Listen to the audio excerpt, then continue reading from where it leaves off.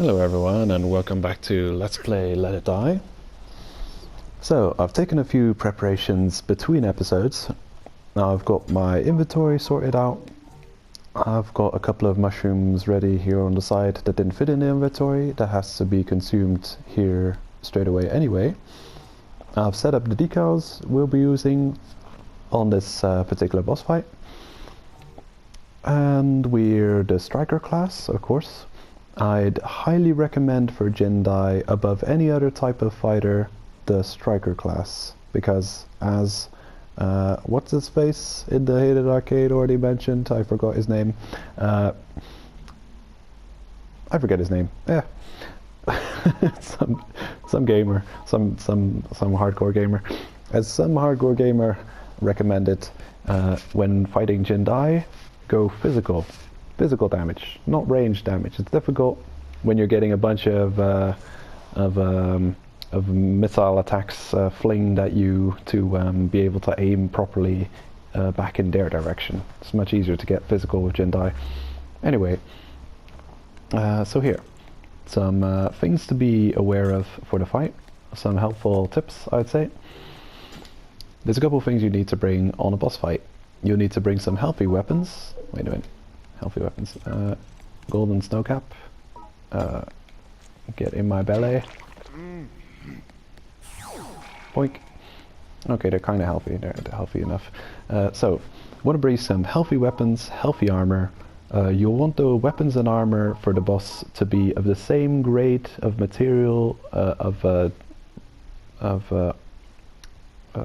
equipment that you would find on that level of the tower. So these are all 3-star armors, 3-star weapons, because Candlewolf is a 3-star area, you could say.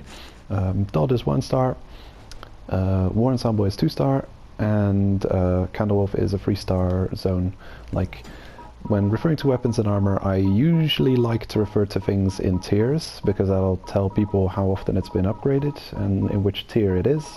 But when referring to the gear preparedness of each individual zone and boss fight, I also like to refer to things in stars, because then, yeah, that's an easy way of knowing if you're well prepared for the challenge of the area at hand.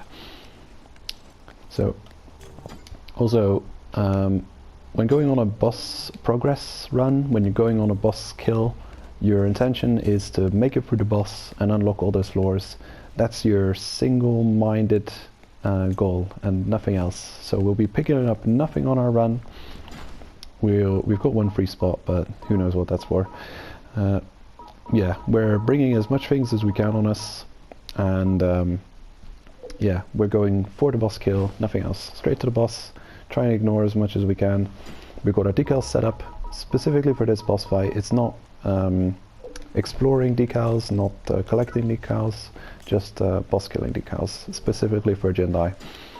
So we've got more damage from dumbbell, slashing damage, because our weapon type is a slashing damage type, increased stamina, very helpful on the boss fight, and sprinter, increased I guess increased running distance. You can run longer without getting fatigued.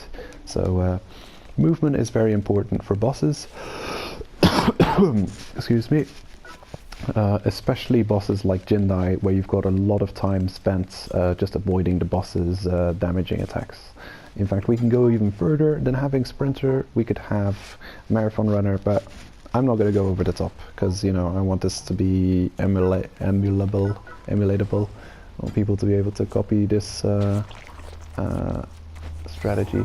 I guess I'm using a possibly difficult to get weapon. I don't know if this weapon's always going to be available in the game. I hope it will, because this is a good weapon. I wish everyone would have it. Oh, anyway. I'll show a couple of alternative weapons you could use on this boss fight that work good, in my opinion. So what have we got now? My collection, my data. I'm just going to have a look at the mastery, because you've got a good selection of the weapons shown off here. We wouldn't have access to the chopper yet. Okay, the motorcycle is a good weapon for Jin-Die. Death Burner, if you've got it already, if you're cheating, you could use that. The Cleaver Saber, also a good weapon, JinDie. The Fire Sword, possibly. Kind of lacking the damage at this point in the game. What else have you got? The Axe, if you're feeling courageous, you could use the Axe to defeat her. But we're gonna go with the Drill Arm, and if not that, we would go on with the Motorcycle, or the Motor Psycho. But this guy can't wield the Motor Psycho, he hasn't got enough stamina, Striker, unfortunately, so we're going to be using the Drill Arm. Got our strongest weapon in the right hand, and you can see that by it's blacked out. So the strongest weapon's in the right hand, and the weaker weapon is in the left hand slot, number 1. Righto, so we should be good to go.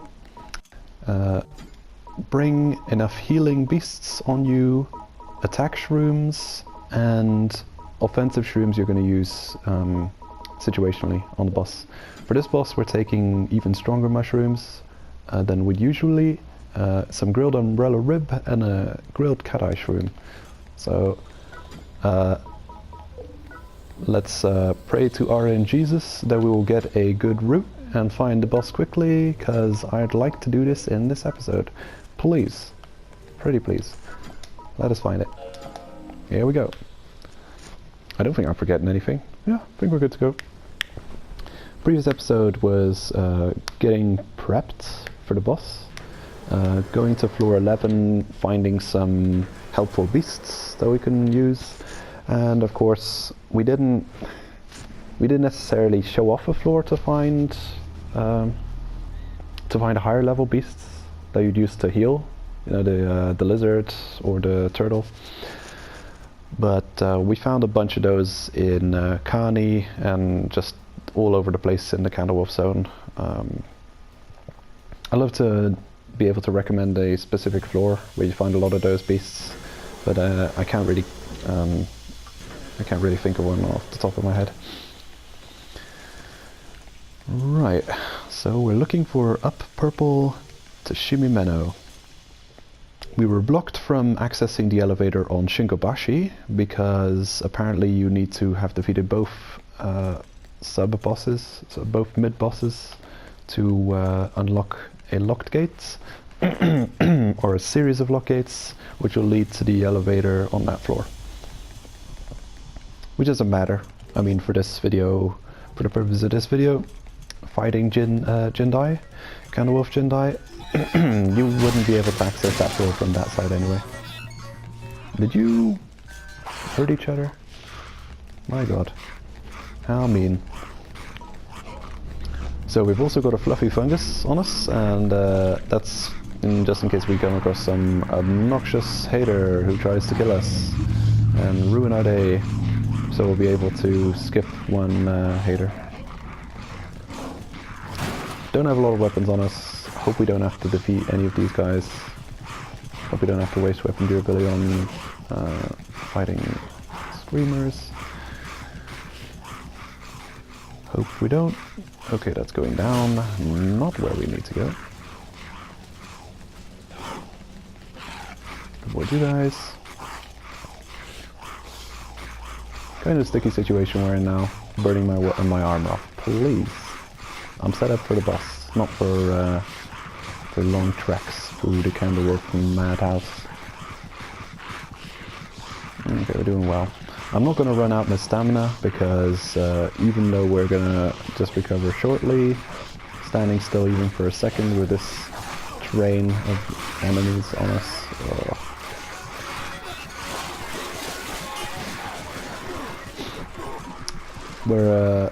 We're using this striker, and they have a lot less backspace. I think the first playthrough of the game I was on a collector, defeating bosses, and that would make the boss runs. Oh, jeez, fucking hell. Dude, don't. I just spent all my cash getting this guy back. Yeah, you cannot interact with anything. Oh my god. Okay, come on then. I'll take you all on. Screw you guys. Seriously. Screw you. Determining who does the most damage in the bunch and taking him out. Okay, hello. Awesome, love your attack. Very beautiful, very fancy. Okay, that was obnoxious. Got through it, no problem. Right. Yeah, you cannot interact with any items. You cannot even open your damn map to look at it if you're poisoned, which is the most annoying thing in the world.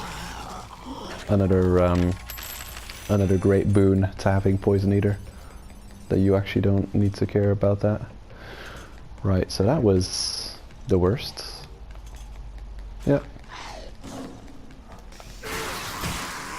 Right, our strongest weapon is in the right hand, so I'm going to be using the left hand weapon to deal with all the trash on the way to the boss.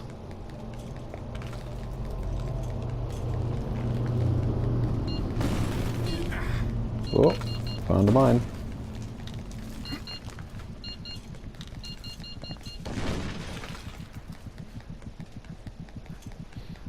Alright, there's an up escalator. The wrong one though. We still got time left. I mean, I hate to rush the floors. Definitely don't want to rush the next floor. But yeah, we may have to.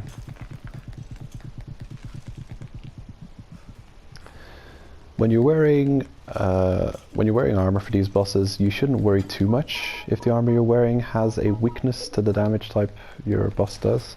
I believe JinDie does pierce damage because, you know, she's using ranged attacks.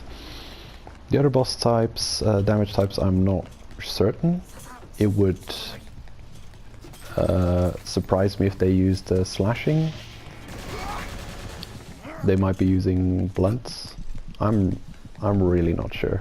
But with JinDie I got a feeling it's pierce because she's using range attacks.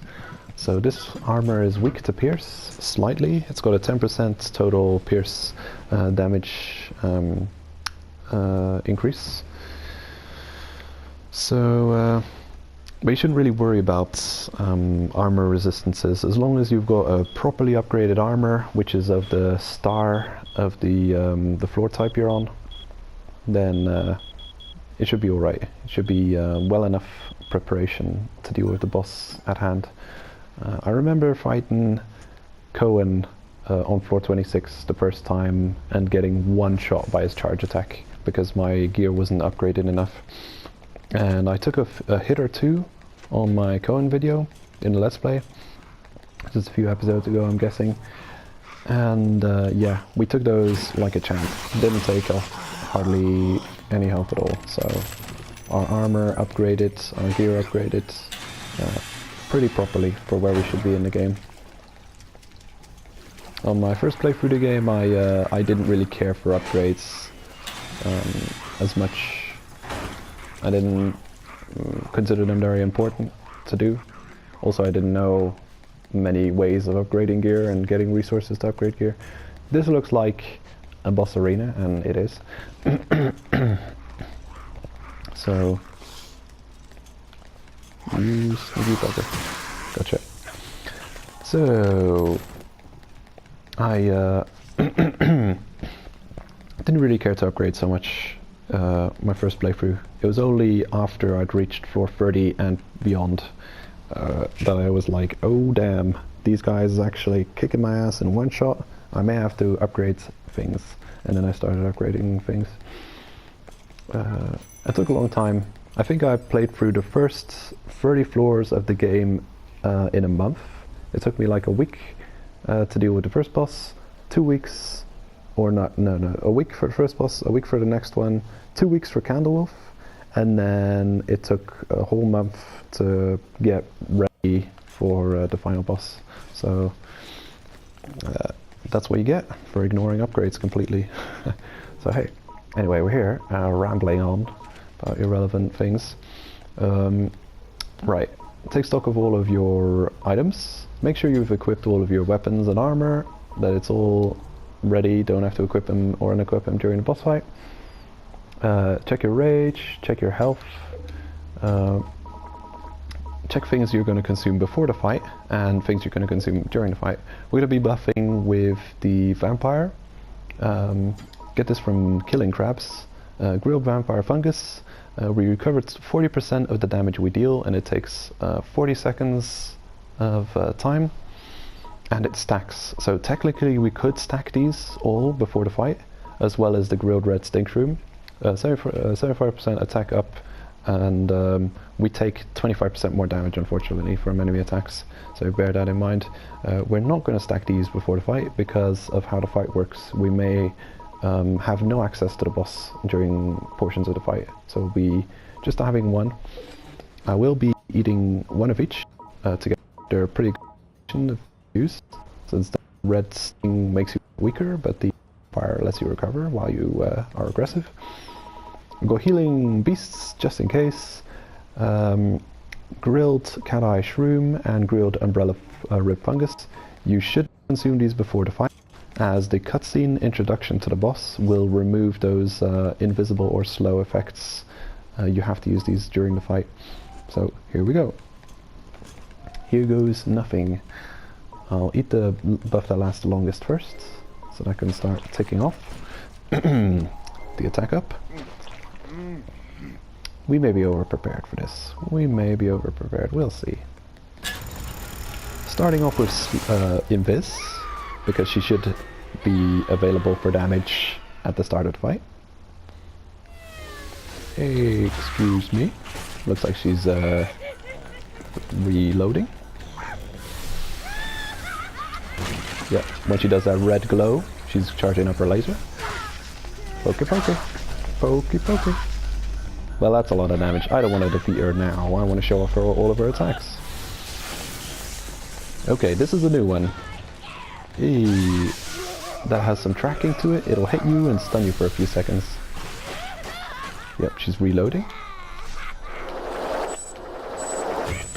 Yeah. When she bends her back backwards... Oh, hold on. She's doing that nonsense again. Yeah. When she bends her... Ooh, when she bends backwards like that and looks like she's charging something up, she shoots those mines. Okay, when you see the yellow lines leaving from her form, it means she's shooting a barrage of skulls at you. Now she's just shooting homing skulls. Yeah, barrage. Oh no, great.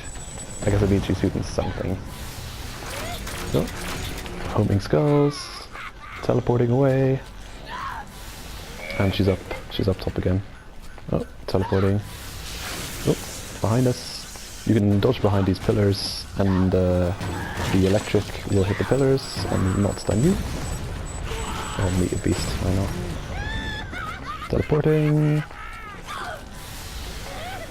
Teleporting. Behind us. Teleporting again. Every time she teleports, she's really open for an attack. You can get in and hit her, and even if she gives you a slight knockback as she teleports, but that doesn't do any damage, so you shouldn't really care about that. Okay, this is in a situation. She can get stuck on these pillars, and that'll leave her... well, you won't be able to damage her unless you've got a ranged weapon, but I don't recommend it. On the pillars, on the scenery. No. Recharging. Oh, laser. God, look at that nonsense. If you get hit by that, that's say goodbye to your armor. So yeah, don't get hit by that. Just don't. Yeah, that's a trick to dealing with let it die. Just don't get hit. Oh, hello, you're next to me now. Oh, teleporting above us. I don't think she can hit us with much things from that angle. Oh, over there. Above us. Yeah, she doesn't even see. She doesn't see us from there, from that angle. She's constantly teleporting, I believe, because she can't see us.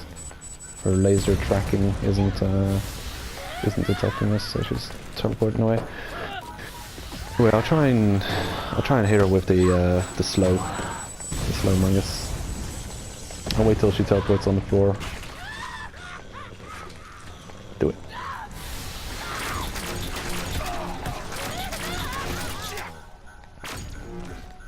Slow mongoose. Running laps around her. Blam.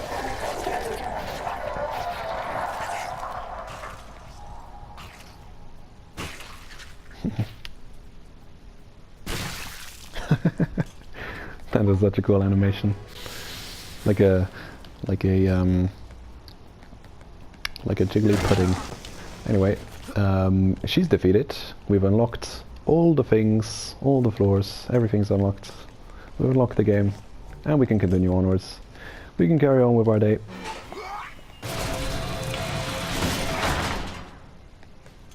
So yeah.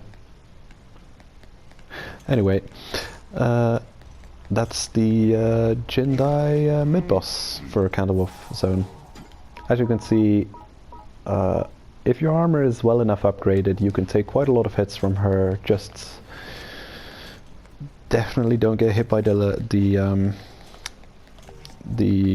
Kamehameha, the sludge laser, because that'll stun lock you, and you'll take like 500 hits of armor damage, and you'll lose your armor, and with it your defense, and then you'll be a sitting duck, honestly. Okay, so this is she leads you to whatever floor this is, Dotadori. I don't know if I want to go there. I should really. We haven't done any fights in this floor, so we'll go over here quickly. Probably won't be having enough time to make our way to the what's it called, Shinkobashi. I'm seeing on the screen, Shinkobashi 27th floor elevator, where you can have a little exploration of this floor, the side floor here. Might be lucrative.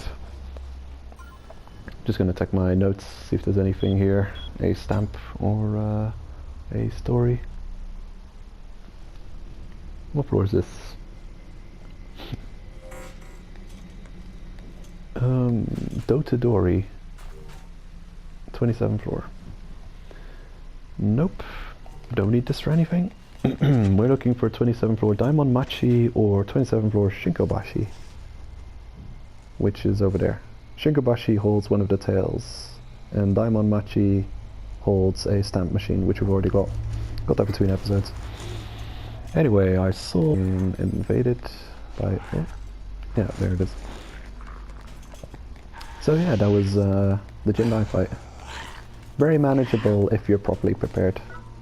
If you've got healing, you know, bring the damage, bring the healing, bring strong enough armor, and don't get hit by her "I am gonna break your armor with this laser" attack. Is the main things that'll get you through that fight. And I guess be very defensive, hide behind the pillars. You can avoid most of her attacks. Even if you get hit by her electric AoE attack and you're hiding behind a pillar, you won't get hit by her follow-up attacks. She doesn't teleport that quickly that she'll be behind you while you're still stunned from the electric. You're only stunned for like a split second. So it can be bad if you're out in the open, but if you're making an effort to hide behind the pillars while she shoots the electricity, you're stunned, but you're stunned in a safe place, so no problem. Come here. Screw you! Screwy Louie! Oh. I wonder if I should bring a iron with me to have those parries. Kind of like the iron parry attack, the parry move.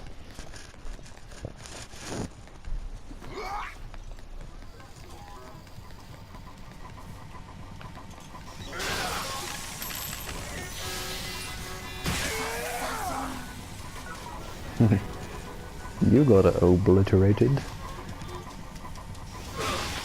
Oh. Just having a look around, looking for some beasts and shrooms. I don't come to this floor often. It's one of those weird rotating side floors that isn't available every day.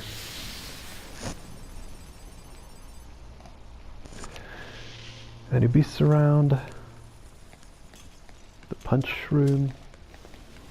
I don't think we've used the punch room ever. Maybe just when we got into this Candle Wolf zone. Oh, this is a room we may not have experienced yet. Pokey pokey. Boink. So from this top section you can, there's kind of a hole in the gate here where you can just jump over. Whee! Did a drop on your enemy. There can be resources or chests lying under here, and also over up there. Few resources all over this place. It's kind of a strange room. Very tricky. Wow, good job, buddy. We're fighting the same guy that we glitched out last episode.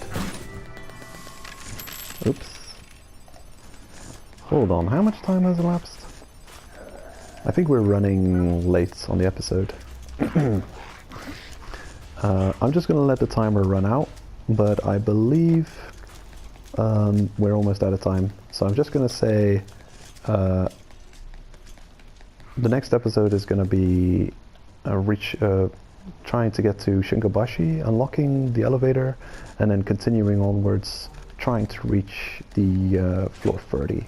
So that's going to be, there's some really cool layouts and floors over there. So yeah, I may get cut off mid-sentence, but it's no problem. I just forgot to reset my timer, so I have no idea how much time is left in this episode. So hey, already a farewell in advance, just in case. Boink. I'll probably start off the next episode exactly where we leave this one off. Probably. 1-star copper, copper only floor, Dotadori.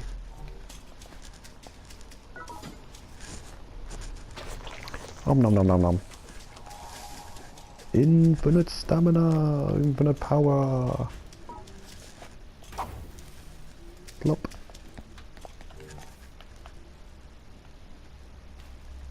I'm gonna go to that floor. Haven't been there yet. Do do do do do do do.